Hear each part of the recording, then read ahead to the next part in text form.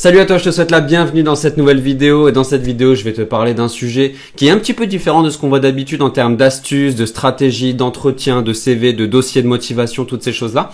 Dans cette vidéo, je vais te parler tout simplement de l'alternance. C'est vrai que je fais énormément de vidéos sur les astuces liées à l'alternance, que je propose moi-même du contenu, des formations, du coaching sur l'alternance et la recherche d'entreprise, que si j'ai créé Sur ton avenir, voilà, c'est aussi parce que j'ai galéré à trouver une alternance moi-même, que j'ai vécu ça et qu'aujourd'hui je sais comment aider les gens et les candidats à trouver une alternance et même un emploi ou un stage. Mais c'est vrai que je ne parle pas vraiment de l'alternance, de qu'est-ce que c'est et surtout pourquoi il faut privilégier l'alternance aux dépens de la formation initiale. Donc pour cette vidéo, ça va être très simple. Je vais prendre point par point les éléments qui pour moi sont les plus importants dans l'alternance aux dépens d'une formation initiale par exemple. Et je vais t'expliquer pourquoi pour moi c'est un atout de faire de l'alternance aujourd'hui. Et je vais t'expliquer ça étape par étape tout simplement. Avant de te parler de l'alternance, je vais te parler très rapidement des deux contrats d'alternance, puisqu'un contrat d'alternance en réalité ça n'existe pas, c'est soit un contrat de professionnalisation, soit un contrat d'apprentissage. Ces deux contrats, en réalité, pour le candidat, moi j'ai eu les deux, j'ai jamais vu une grosse différence. Ça s'applique de 16 à 30 ans en gros pour les deux. Il y a des notions de dérogation aussi, si tu as plus de 30 ans ou X critères. Il y a des critères aussi sur le handicap et plein de choses comme ça. Donc il faut regarder, mais en gros de 16 à 30 ans, ces deux types de contrats s'appliquent. Dans les deux cas, les contrats ont pour objectif de former le candidat en entreprise, de l'aider à monter en compétences pour qu'il puisse derrière signer un contrat beaucoup plus stable. Au niveau de la rémunération, en contrat d'apprentissage, ton brut est égal à ton net, ton salaire brut est égal à ton salaire net. Donc ce qu'on te dit que tu vas gagner entre guillemets sur ton contrat, c'est ce que tu auras sur ta fiche de paye en fin de mois et sur ton compte. En contrat pro, c'est pas le cas. Ton brut n'est pas égal à ton net. Tu as une différence d'à peu près, je crois, entre la différence entre le brut et net, ça doit être 23% à peu près, quelque chose comme ça. Le contrat d'apprentissage peut aller de 6 mois à 4 ans et le contrat pro peut aller de 6 à 12 mois et peut être prolongé jusqu'à 24 mois dans certains domaines d'activité. Et généralement, c'est l'école qui décide du type de contrat que tu vas devoir rechercher et l'entreprise, bien évidemment, a aussi ses critères et va te dire si oui ou non elle accepte de te prendre en contrat d'apprentissage ou en contrat de professionnalisation. À savoir que de manière générale, le contrat d'apprentissage est privilégié parce qu'il revient moins cher à l'entreprise par rapport au coût que tu vas leur générer, tout simplement. Voilà, maintenant que je t'ai parlé de ça, on va passer directement aux différents conseils, aux différents faits aussi que j'ai pu voir quand j'étais moi-même alternant et les différentes conclusions que j'ai pu tirer entre le fait de faire une formation en initiale et le fait de faire une formation en alternance. Le premier point, le premier atout de faire de l'alternance bien évidemment, c'est l'expérience. C'est le fait que lorsque tu vas sortir d'études, tu auras tes diplômes, mais en plus de tes bouts de papier qui sont hyper importants en France, tu auras une expérience en entreprise et ça c'est hyper important. Tu le sais, aujourd'hui on reproche énormément le manque d'expérience à tous les candidats et même pas forcément aux candidats qui ont 20 ans, même à certains qui ont plus et qui font une reconversion professionnelle. Mais un des meilleurs moyens de contrer ça, au-delà du fait de se former soi-même, c'est d'avoir de l'expérience professionnelle, que ce soit des stages, de l'alternance ou même d'autres expériences que tu aurais pu avoir, mais en tout cas l'alternance te permet de mettre un vrai pied dans le monde professionnel et du coup, évidemment, lorsque tu cherches un emploi hors études, après tes études, c'est beaucoup plus facile parce que tu as déjà une crédibilité à ce niveau-là, tu as déjà de l'expérience et tu as déjà une crédibilité dans le monde professionnel. Donc ça, c'est le premier avantage, c'est que tu couples tes diplômes, tes études avec en parallèle le monde professionnel. Voilà. Le deuxième avantage, et ça j'en ai parlé très brièvement dans le premier point, c'est le fait que tu as un pied en entreprise. Au-delà de l'expérience, ce que voient aussi les entreprises lorsqu'elles recrutent des jeunes diplômés, c'est le fait de voir qu'elles ont déjà un pied dans le monde professionnel. Pourquoi ? Par rapport à leur maturité, par rapport à leur prise de recul, par rapport au fait de recevoir des directives, par rapport au fait d'avoir notion de valeur d'entreprise ou quoi que ce soit. C'est le fait de penser vraiment à rigueur, organisation et de comprendre ce qu'est le milieu professionnel. Ça, c'est quelque chose d'hyper important. Donc ça, c'est un avantage aussi, c'est que une entreprise, lorsqu'elle verra que tu as déjà fait de l'alternance pour un emploi plus stable derrière, un CDI ou je ne sais quoi, elle verra que tu as déjà mis les pieds dans le monde professionnel, donc que tu es familiarisé avec ce monde-là, avec le système de réunion, le système de rendez-vous par exemple avec les RH, avec le tuteur, le fonctionnement, l'écoute, voilà, la curiosité avec les collaborateurs, toutes ces choses-là. Ça, c'est des choses que tu peux évidemment travailler à l'école ou même dans ta vie personnelle, mais c'est différent aux yeux d'un recruteur notamment, d'accord ? Donc ça, c'est le deuxième point qui est ultra important. Troisième point, je parle du réseau. Voilà, c'est quelque chose, c'est même pour moi le point le plus important de tous. Tu le sais, sur cette chaîne, je ne jure que par le réseau professionnel et ça me sert moi-même dans ma vie de tous les jours.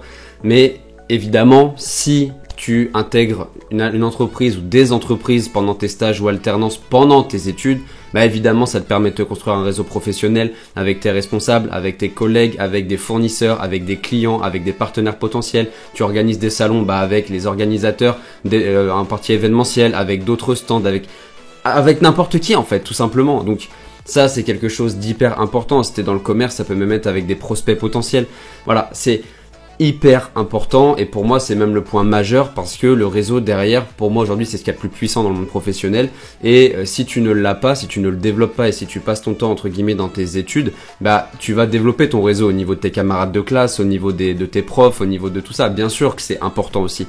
Mais c'est pas pareil que quand t'es dans le monde professionnel quoi. Moi combien j'ai d'élèves, des personnes qui ont investi dans mes services que j'accompagne en coaching, qui ont eu des tuteurs pendant leurs études, des personnes qui ont pu leur faire des lettres de recommandation, autre avantage pour leur vie future, et qui ont pu derrière même leur trouver une opportunité ou les mettre en relation avec quelqu'un parce qu'ils savaient que l'alternant, vu qu'il avait travaillé pour l'entreprise, bah, qu'il était fiable en fait. Et donc on va beaucoup plus facilement recommander une personne qui a déjà travaillé avec nous qu'une personne qu'on ne connaît pas.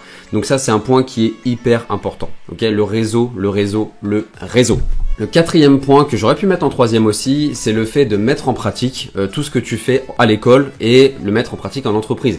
À quoi ça sert? Je suis convaincu, à quoi ça sert de faire je ne sais quoi comme TD, comme TP, comme projet, même si la théorie c'est important, je dis pas que c'est pas important, mais comparé au fait de mettre les choses en pratique, d'apprendre directement sur le terrain, de voir voilà comment ça se passe réellement, parce que tu t'apercevras qu'à l'école on nous apprend des choses et qu'en réalité sur le terrain ça ne se passe pas du tout de cette manière-là, parce qu'il y a 36 000 facteurs qui entrent en compte, que chaque entreprise est différente, que voilà, il y a énormément de choses qui fluctuent d'un domaine d'activité à l'autre, d'un service à un autre, d'une époque à une autre aussi. Donc voilà, il n'y a rien de tel que la mise en pratique sur le terrain et c'est ça le meilleur Rex, le meilleur retour d'expérience que tu puisses te faire pour pouvoir progresser et te vendre dans le but d'avoir un contrat pour une autre entreprise plus tard. Le cinquième avantage, qui est un avantage dû à l'alternance, qui est peut-être pas souvent relevé mais que moi j'avais beaucoup apprécié, c'est le fait que tu n'aies pas 7 heures ou 8 heures par jour les fesses sur une chaise. Évidemment, à l'école, si tu es en formation initiale, tu sais dès le matin que ça va être toujours la même chose, entre guillemets, que tu vas t'asseoir, que tu vas te lever le soir et que tu vas prendre ton train, ton bus ou je ne sais quoi, que tu vas rentrer chez toi, mais tu seras resté assis toute la journée devant des feuilles.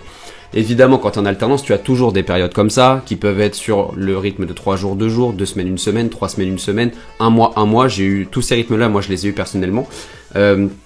Personnellement, ce que j'ai préféré, c'est le 3 semaines, 1 semaine. Pourquoi? Parce que le 3 jours, 2 jours, ça te laisse pas le temps, ça passe à une vitesse, mais ça te laisse pas le temps de mettre vraiment des choses en place et d'avoir un vrai suivi. Et la partie 1 mois, c'est presque pire parce que quand t'es là, mais quand t'es pas là et que tu reviens, t'as l'impression que t'es plus dans la même entreprise en fait. Enfin moi c'était le cas parce que je viens du domaine de l'industrie et il y a tout le temps des machines qui changeaient de place et du coup à chaque fois j'étais un petit peu perdu. Mais 3 semaines, 1 semaine, c'est plutôt parfait, c'est un rythme hybride qui marche très bien. Petite parenthèse. Mais en tout cas, voilà, tu as cette partie où tu bouges, où tu fais des choses, où tu as des réunions avec des personnes qui sont sur le terrain, où tu participes à un vrai projet de développer l'entreprise. Et tu as une activité, j'allais dire presque physique, après tout dépend de ton métier, mais en tout cas, t'es pas sur de la théorie pendant 8 heures assis. Voilà, c'était ce que je voulais dire avec cet exemple. Donc ça, c'est un point aussi qui est hyper important. Le 6e avantage, c'est que tu vas être accompagné. C'est que tu as normalement, alors ça fait toujours débat et surtout en ce moment je le vois de plus en plus, les tuteurs qui n'accompagnent pas ou qui ne sont très peu disponibles pour leurs apprentis. Est-ce que c'est le fait qu'il y ait des aides de l'État qui poussent les entreprises à recruter alors qu'elles n'ont pas vraiment de mission définie pour le candidat? Si c'est le cas, c'est déplorable, mais en tout cas je le vois de plus en plus. Mais de manière générale, les tuteurs accompagnent quand même, c'est un petit peu leur rôle aussi et ils savent qu'ils vont avoir un accompagnement à faire en prenant un alternant.